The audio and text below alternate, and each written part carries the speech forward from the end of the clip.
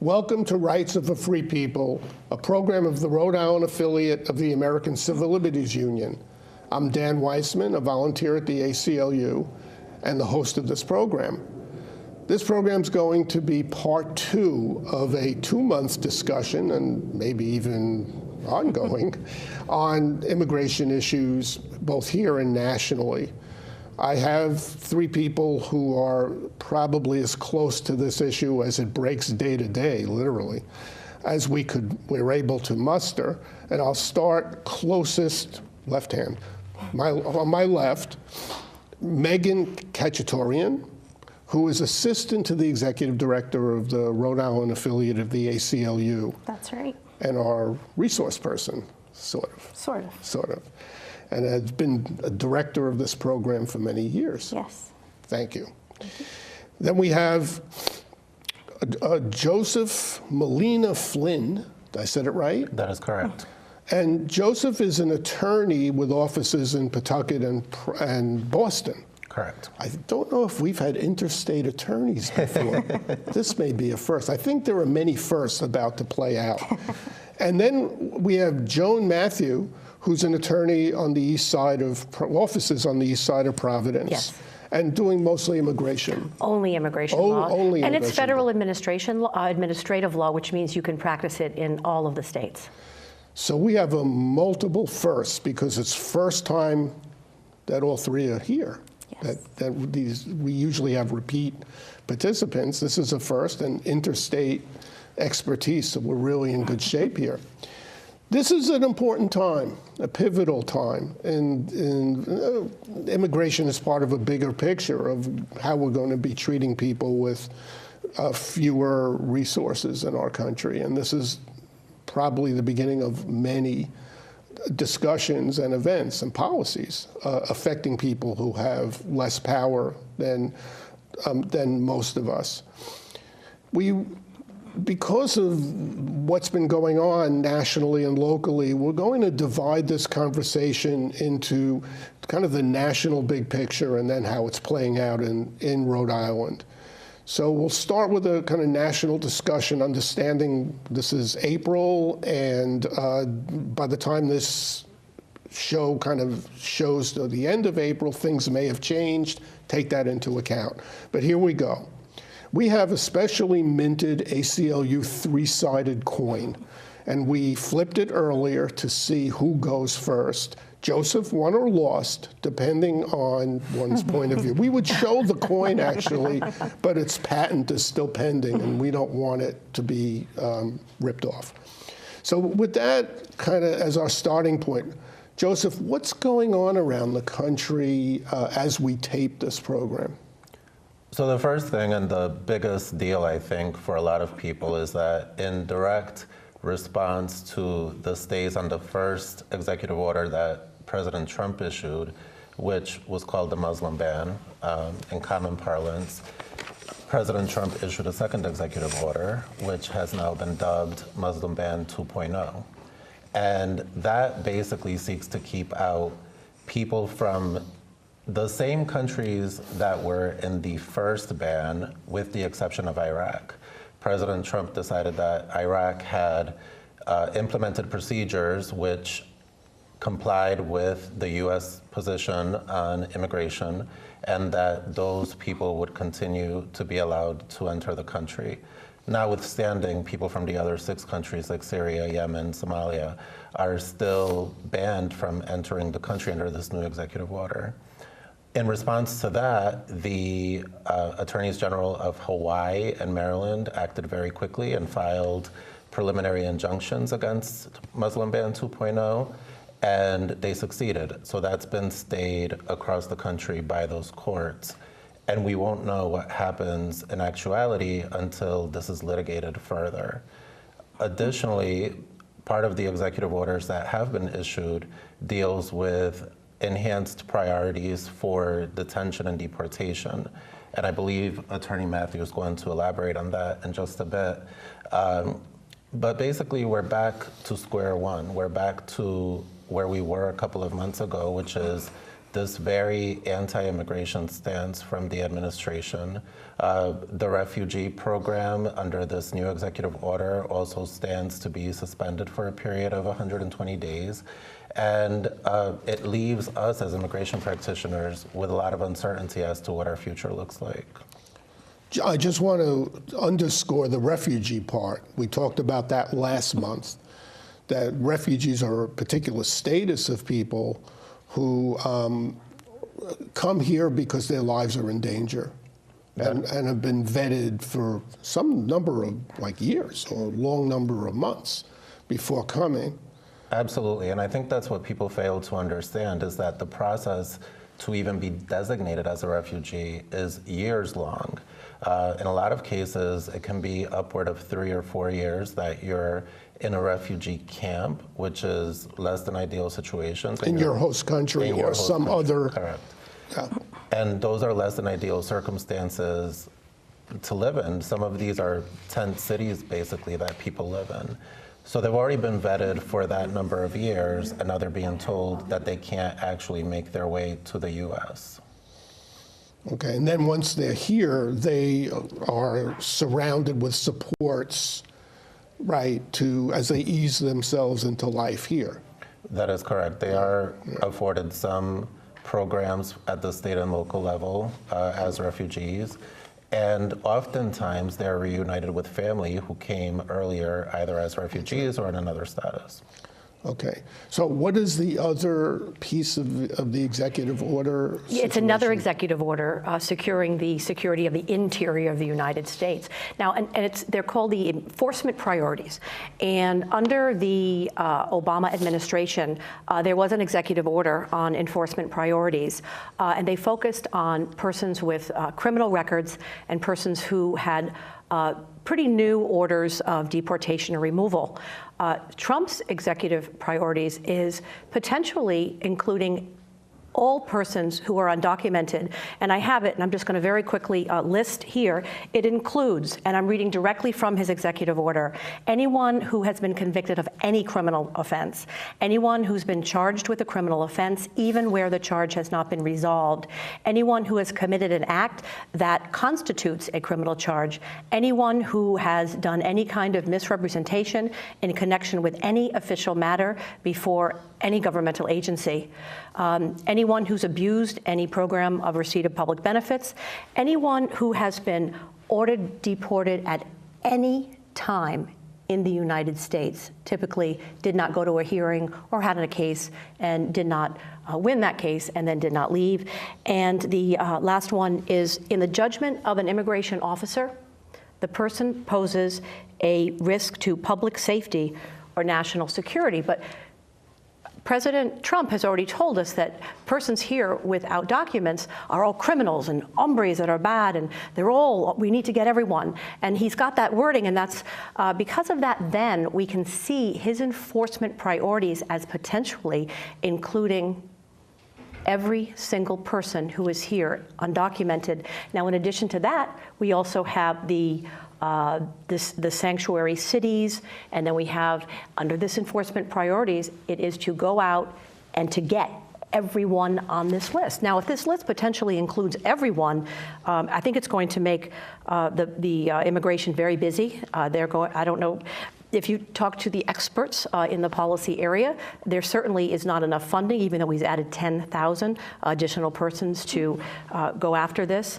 And so this is very, very serious, and things are happening now. ICE is doing things now, and the CBP are doing things now in order to enforce this executive priority. So, go on. If I may elaborate on that a little bit. So part of these enforcement priorities is that these people have to be brought in front of an immigration judge, except for the ones that have the outstanding orders of removal. Part of another directive that the new DHS secretary issued is expanding the program that's called Expedited Removal, which are people who can be deported without ever being in front of an immigration judge. Under the Obama administration, it was people who were apprehended within 100 miles of the border. They had the jurisdiction to expedite the removal in such a way. Under the new directive, that expands to anybody who is apprehended within 2 years of entry into the United States. That conflicts a lot with a lot of the avenues for relief, like asylum, for example, where you have to apply within 1 year of being here. So people get here, they get acclimated first, and then after that, they go and seek the help of a qualified immigration attorney to help them file their asylum case.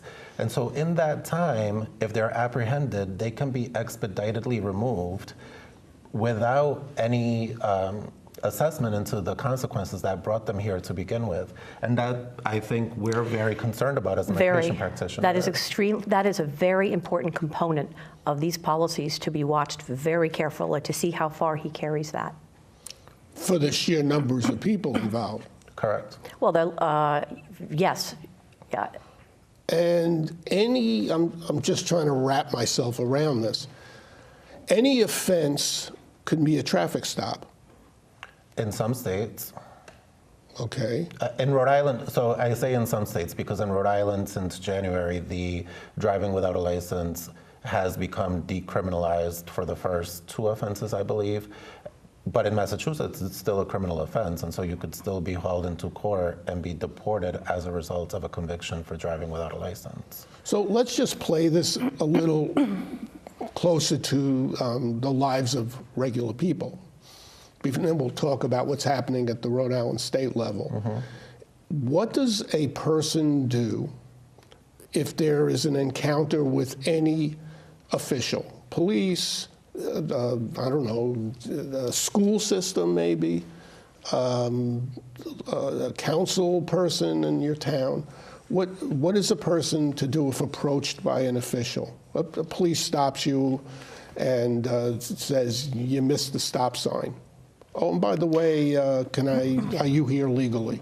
I think it depends in the context where the stop is. The concern is very important, and the American Immigration Lawyers Association, of which we are members, has really come to bat for us and come to bat for the community that we serve in the context of Know Your Rights seminars, which are and the ACLU of Rhode Island. And these seminars are all in the Massachusetts area. They're in the Rhode Island area, the Connecticut area. If you contact any one of us and tell us where you live, we can tell you where a Know Your Rights seminar is, because it really does depend on the context in which you are. The government agency, is it police, is it? So I think that I think it would be better to defer to the Know Your Rights seminar and ask persons that are concerned to go and visit those places. But if there are immediate concerns, there are organizations that have put out what are called red cards. And say it again? Red cards, the color red. And they're easily searchable online, and you can print them off, and they basically tell you what you should do if you encounter an immigration official. And part of the Know Your Rights seminars that AILA, which is the American Immigration Lawyers Association, as Attorney Mathieu mentioned, we hand out those cards so that people feel empowered to know and to assert their rights. And basically, I mean, I was having a conversation with Deborah Gonzalez, who was on your program last month, and as immigration attorneys, our life since the election has become a turmoil because we have these busy practices, and we also have to find time to do these Know Your Rights presentations because they're so important to the community. Can we get those rights from the ACLU? We can. I wish I had brought them. We have a brand new, newly minted bust card that we have put out that is available online. And it basically, I think, mimics what you all are referring to as the red cards. They're on our website. We can put our information on the screen. And if there are any organizations, or you know of any organizations, we've provided numerous copies. And I would say most important, if anybody watching knows a person who's vulnerable to these initiatives, get them a copy of the red card. Yes. Right. And our contact information will be on your screen if it isn't right now. So let's kind of pivot. That's a new word these days. We're all using pivot. To Rhode Island in 2017, as all this is playing out, the affiliate has been pretty busy. A little bit. Just a little bit. So what have we done kind of, I would say, toward the end of March. So we've kind of done some state-level advocacy. Yes, so shortly after the first, I guess we're calling it travel ban, was made public, we had been receiving, or have been receiving since then, calls from individuals who are seeking advice on what they can do at the local level, wanting to meet with representatives, wanting to get something proactive on paper that was going to protect individuals who are in their communities, their cities, and their towns. So what we did at the ACLU is we worked with our national office to put together an ordinance that answered the call and the request for information from these individuals. And at the end of March, we distributed that to all of the cities and towns, to the police chiefs, to the city and town councils, asking them to review the information, to review what our recommendations are for putting proactive ordinances on the books to help protect their constituents and their residents from any increased, I guess, sort of encroachment from ICE officials and the federal government wanting to act. So if the federal government contacts the city of Cranston or Pawtucket or whatever and says, we want you to implement these executive orders, are the towns and municipalities obligated to do as ordered? Oh, that's a weighted question. I don't think they're obligated, but what we're seeing from the administration is that they are using tactics like withholding federal grant money, pulling back federal grant money, making it so if you are in the process of applying for federal, police grants, JAG grants, that you certify that you are going to just sort of give ICE carte blanche rule over your police force and come in and say, with really no judicial warrant, it's administratively, we want you to give us the immigration status of A, B, C, and D.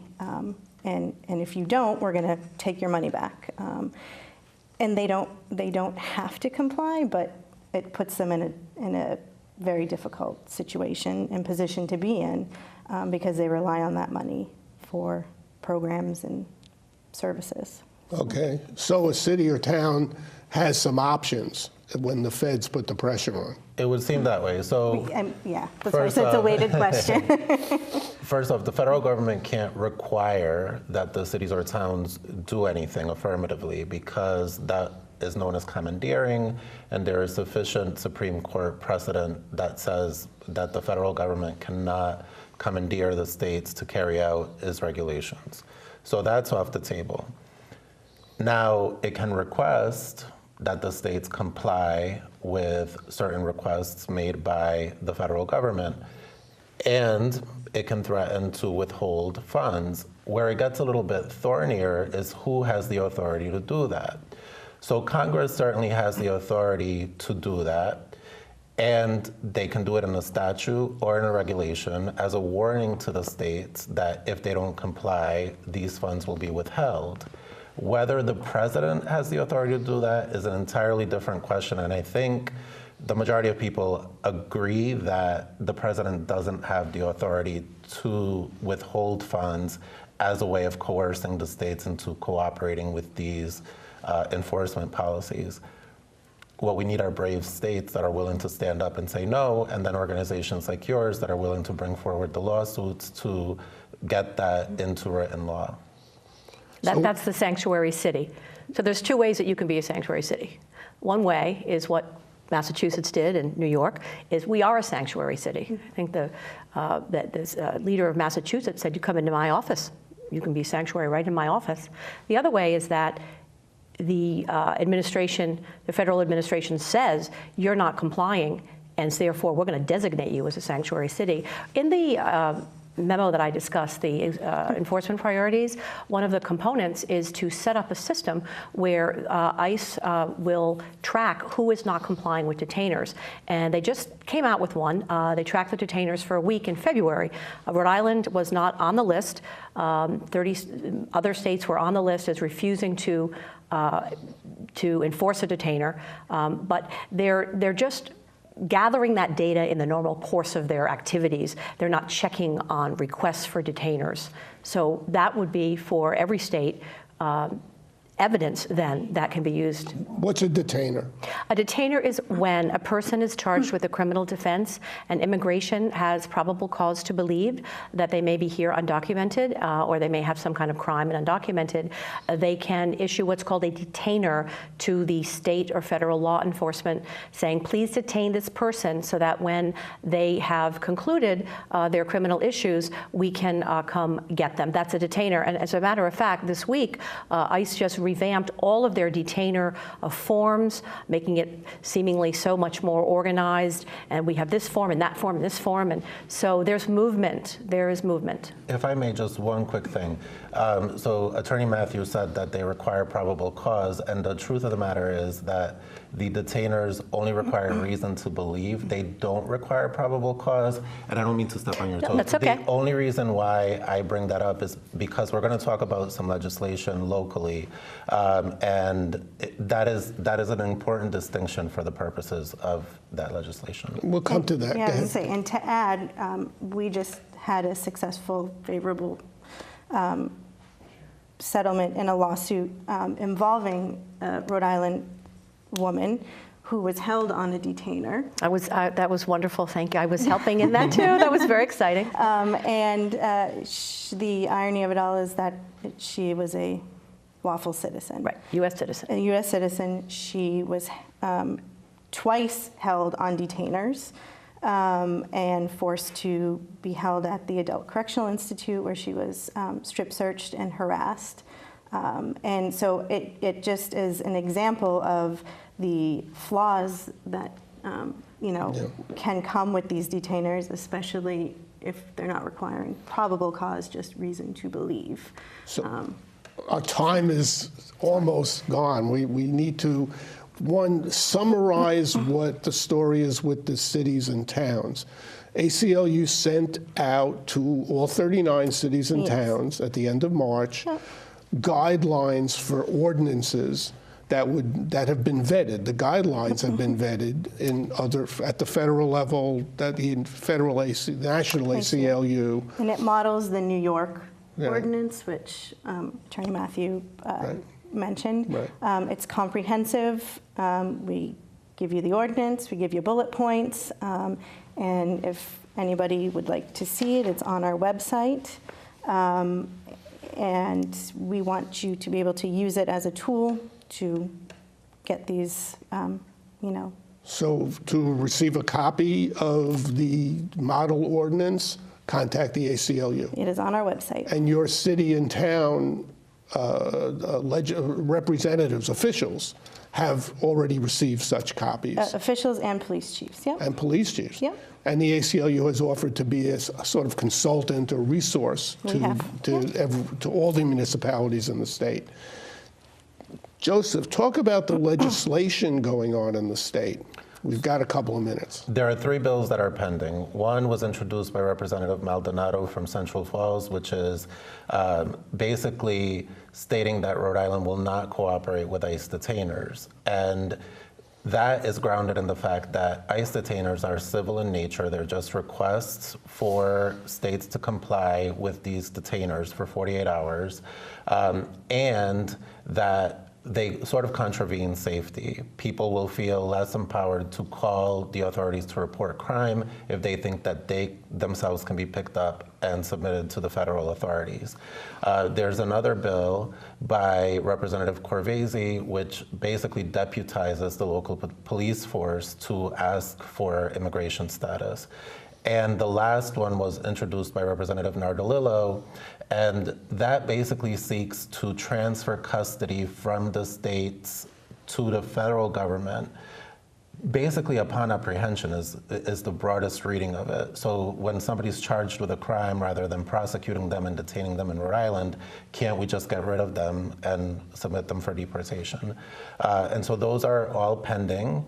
And I was honored to testify in support of Representative Maldonado's bill, and I urge that anybody watching this program contact their local representative to back that bill up and to oppose the other two bills.